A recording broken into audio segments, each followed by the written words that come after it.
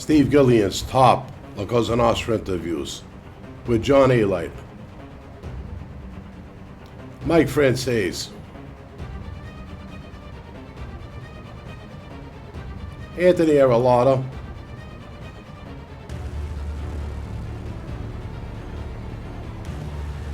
and me, your host, Bobby Luisi.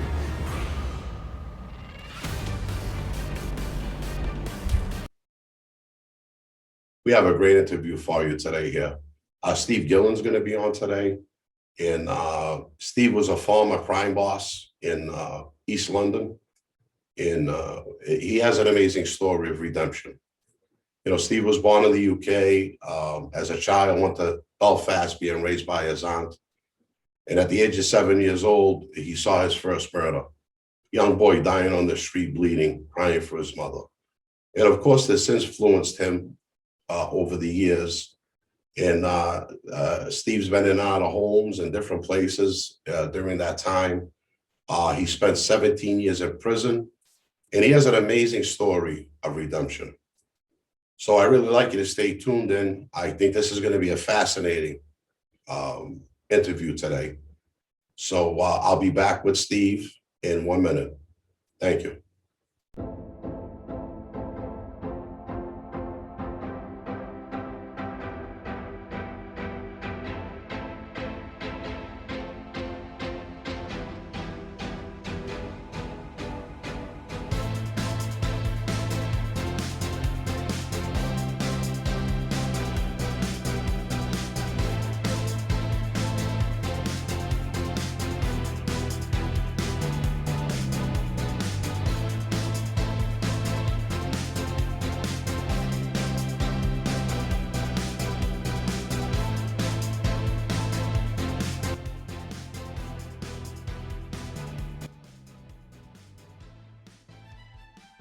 Thanks for coming back. I'm here with my friend Stephen Gillen, and like I said before, it's a fascinating story, and we're going to go right to it.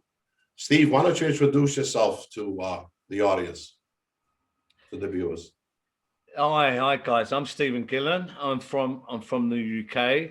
I've interviewed a lot of you guys, as you know, Bobby. You know, all the big names over there, all the mob guys. You know, myself, I had a big history in organized crime over here in the UK. You know, I served over 20 years as a high security prisoner. I was seen as one of the most dangerous prisoners in the UK then. I transformed my life. You know, there's a lot to it, but my life is currently also, I have a book out called The Monkey Puzzle Tree, which is being made into a major Hollywood film soon. But there's a lot more. We'll get into that, Bobby. Yeah, that sounds good. You know, I read a lot about you, Stephen, and it's fascinating me about your move to Belfast when you were a child. Can you tell us about that and how that influenced your life? I was born here, Bob. You know, I was born here in England in 1971.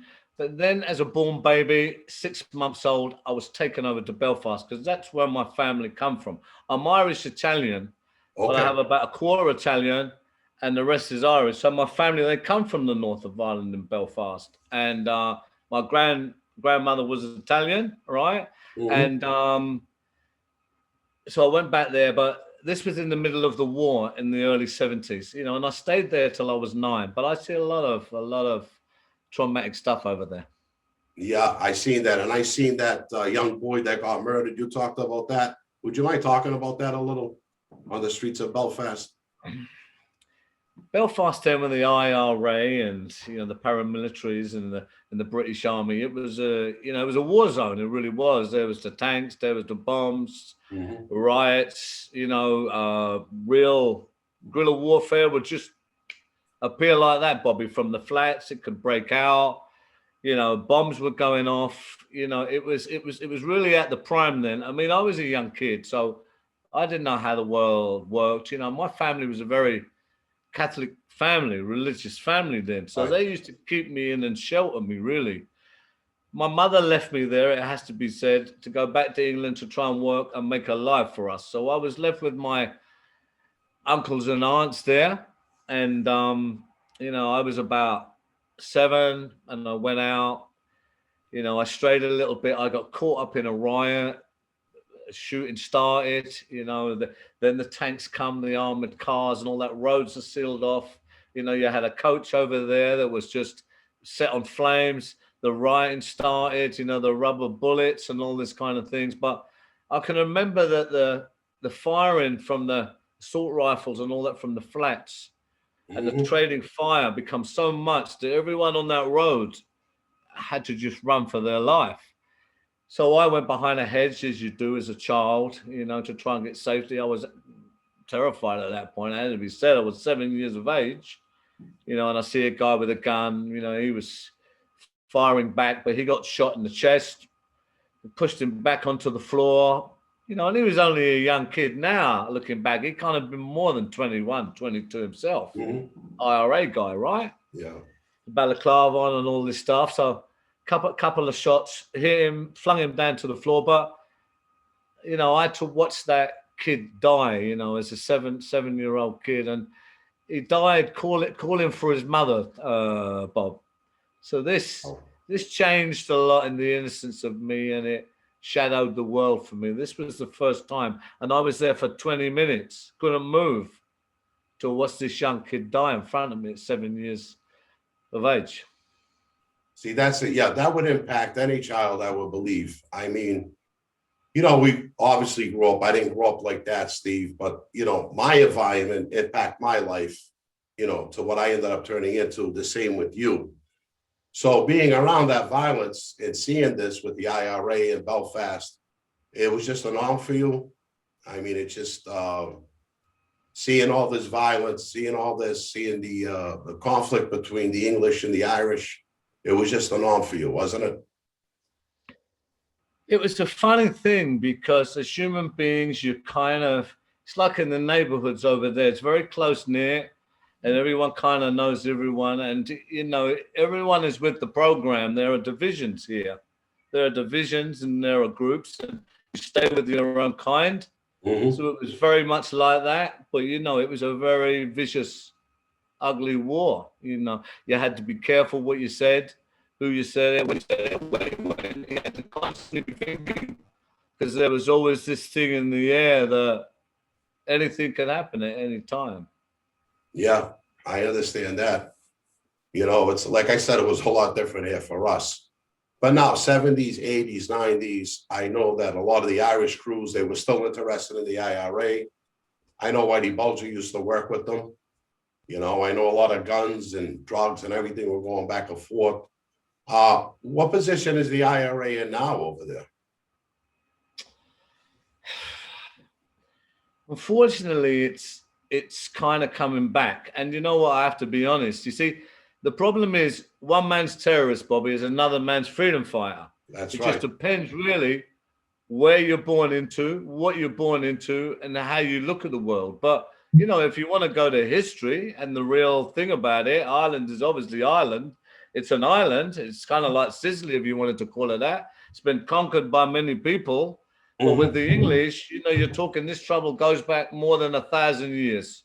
So it's kind of a, you know, a really long-term problem. But now what is funny about what's happening in Ireland is where it was always a problem about the IRA, who wanted an independent Ireland. Now it's the Protestant ones who are causing the trouble because they can see that an independent Ireland is going to come, and now they're going to say, what's going to happen to us? So now it's shifted over to the other side, but it's the same trouble and the same war and the same violence, Bob.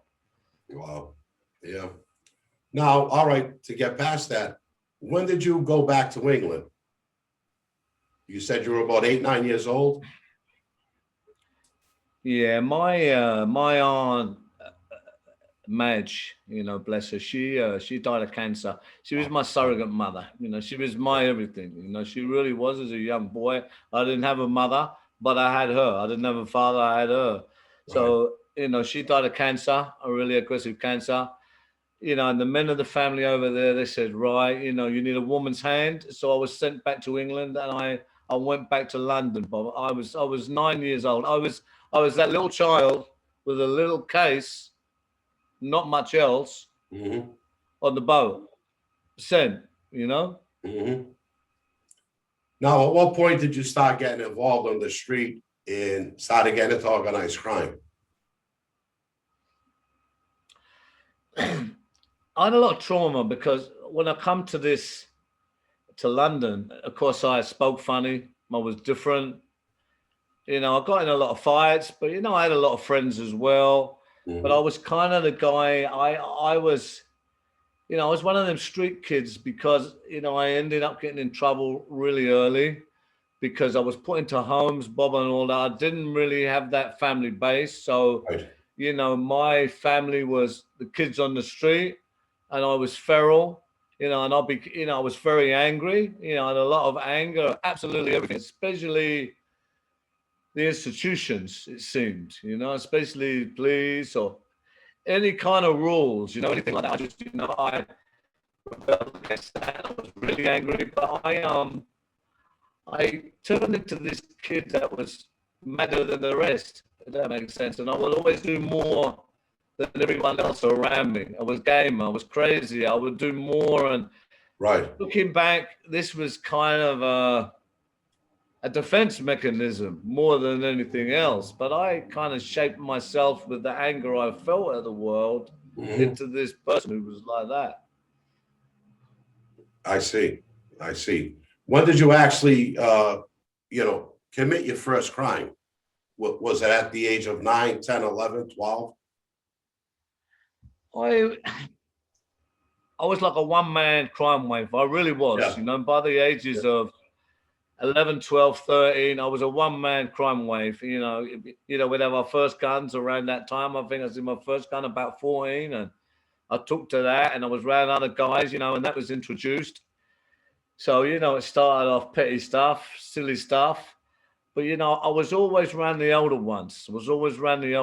And, you know, I know how this life is. You're groomed. So they see in me that they see themselves in me. So they said, yeah, this is someone we can use, no doubt. You know, and my family at that time was London, you know, the older ones in that family, they was quite key criminals. You know, they was armed robbers, they was organized crime guys, they was well known. So, you know, I had that upbringing, and, you know, I knew how I was meant to be, how I was meant to conduct myself, how I was meant to look at the world, what I'd done, what I didn't do. So I had that schooling from an early age. Now I got a question for you. Now, coming up in London, you said it was East London, right? Mostly coming up in East London in this organized crime group. Was it formed like the Italian mafia? Would you see the similarities because you're part Italian? I'm sure that you were into the mafia at that point, or knew about the mafia at that point. Were you, was it structured more or less like the Italians? The answer is yes and no. You had the kind of stylistic lifestyle mindset ways that was exactly the same, right? Really, you know, I can see that now. But it was more loosely connected groups. You know, I mean, there are many different mobs, as you know, Bob. There's the Russians, there's the Italians, there's the Chinese. Yeah, you know, there's different groups. And, you know, these are organized crime groups like you guys, you know, you're bound by an oath. You burn the saint and you have a structure and, you know, but the similarities are, it's the same thing because, you know, these groups are, you would have been to school with some of these guys, or you would have done work with some of these guys, or they knew people who you knew who would have done work with these guys. And so it's a very close-knit thing, and it gets closer and closer and closer. So when you're into the heavy crime, like the guns and the violence and the armed robbery of a higher level, of course, you would be more with them guys in more of a hierarchy. So there's still the hierarchy. You know, there's basically everything apart from the real structure of we burn the saints. So it's more loosely connected, but very, very similar. Yeah, I figured it would be because being in federal prison. I was with the Texas Syndicate guys, the Mexican Mafia guys, Russian Mafia guys. And a lot of things were fastened after the Italians. Now, there's big Italian communities in London, isn't there? Is there any organized crime structured here over there with the Italians? Look, do you know what there is? You know, I know you guys, you know, and the truth is that it may be like it was in the city or even when it fans out to different cities, but I certainly knew all the heavy groups in different parts of London. Right. I knew all who the leaders were, who the respected ones were, who the ones who weren't respected were. You know, I knew the hierarchy, you know, so we kept within them groups and we done a lot of work loosely with all these other groups, you know, and it was the same if you go to other cities, Birmingham, you know, kind of, you know, the leaders of the organized crime group stand there. You know, and another thing, as you know, Bob, is look, that when we'd be in and out in prison, we was category A prisoners. That was the highest. Yeah, maximum. So super max. Yep. Maximum security. I mean, I went in, you know, I got 17 years in the end. There was shots fired at police on that. It was a red eye. It was very serious business. I had 3 trials at the Old Bailey. I'd be one armed robbery. I beat the second armed robbery. I got possession of a firearm on the second one, but on the third one, it was, you know, it was very serious. I got 17 years. I was actually released category A the same way that I come out. So, you know, I done it all maximum security. They didn't take down you know yourself what that says to you. This is rare, but you know, here it's like you're a target criminal. You're seen as a career criminal. That's a target criminal, you know, and you can call it, you know, organized crime figure or serious criminal or, you know, all of these names, but it amounts to the same thing, Bob, really. No, it does. I know it does. I want the viewers to see the similarities between all these organized crime groups. And that's what I was trying to bring out with you over there, because it's the same over here, you know, and everybody respects, everybody works with each other. You know, I was fortunate enough, a lot of neighborhoods here are Irish and Italian, mostly, you know, and now we got a lot of Spanish neighborhoods now. And everybody has their own groups, you know, and the Irish in Boston were very strong for over 100 years here, and good people, you know, and I'm always fascinated with England, with London, even in its history. You know, I love it. I mean, I've got to tell you, Bobby, I'll come in there just to fill in a bit. That, you know, for what I know, you know, and anyone would tell you, in my days there, you know, it was some of the strongest, really structured, organized crime groups then. They was Irish. There's a few different families that come from, and they was Irish. You know, I knew the Irish ones over in Ireland as well. You know, these are big guys. They're running absolutely everything, right? You know, and then you had your Chinese gangs as well. I knew them. Didn't have too much to do with the Russians, but you had, you had the Chinese guys as well. And there was the Italians, you know, they were smaller and they was more kind of low key in what they done. Right. They was, you know, into a lot of business and different stuff, but they was big people still, you know, they'd move a lot of stuff, but they was a lot cleverer. They would keep off the radar more. Yeah, more a little different rackets. So you didn't clash too much. Yeah, I understand that.